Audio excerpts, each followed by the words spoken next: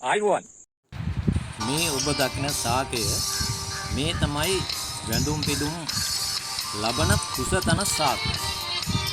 එවකට අප බෝසතාණන් වහන්සේ නේරංජනා ගංගා නදිය අසල ඇහැටු රුක්ෂය මූලයට හිටදී භාවනා කරන අවධියේදී මේ දැක්ක සොත්තිය බමුණා.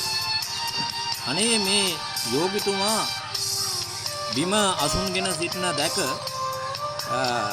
පහල කළගත් නුවණින් සැනකින් ගොස් කුසතන පඳුරකින් කුසතන අටමිටා කපාගෙන ඇහැටු රූපය මුල රවුමක් සේ කුසතන බිම අතුරලා ඊයේ මත බෝසතාණන් වහන්සේ වඩා සිටුවා භාවනා කරන කල්හි මේ රටේ රජුරවන්ට මෙම සුබ ආරංචිය යනවා.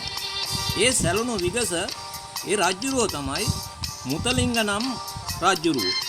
ඉතින් සැනකින් එතනට ගොස් මේ දැකීම පීතියක්සේ හිතහද පහදා අසල ගල්තලාවේ තිබුණු ඒ ගල උණු කරවා ආසනයක් සාදා ඒ මත අපේ මේ කුසතන ටික ඒ ගල මත යහනක්සේ අතුරලා ඒ රජුරෝ අපේ බෝසතාණන් වහන්සේට භාවනා යෝගී කරන්න ඒ ආසනය සාදා දුන්නයි කියලා ඉතිහාසයේ බණ පොත්වල පවා තියෙනවා.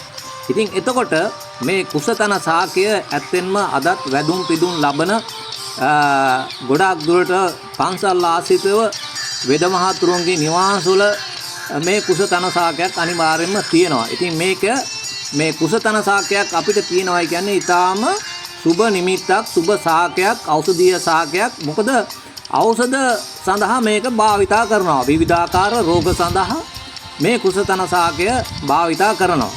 ඉතින් ඒක තමයි මේ කුසතන සාකයේ තියෙන ඉතිහාසය. හොඳයි, ඉතින් අද ඔයාලා නොදන්න යම් දෙයක් මං හිතන්නේ මේ කුසතන සාකය තුලින් ලබා ගත්තයි කියලා මම හිතනවා. නැවතත් මෙවැනි ගුණාත්මක වීඩියෝ එකකින් ඔබ හමුවට එනතෙක් ඔබට තෙරුවන් සරණයි.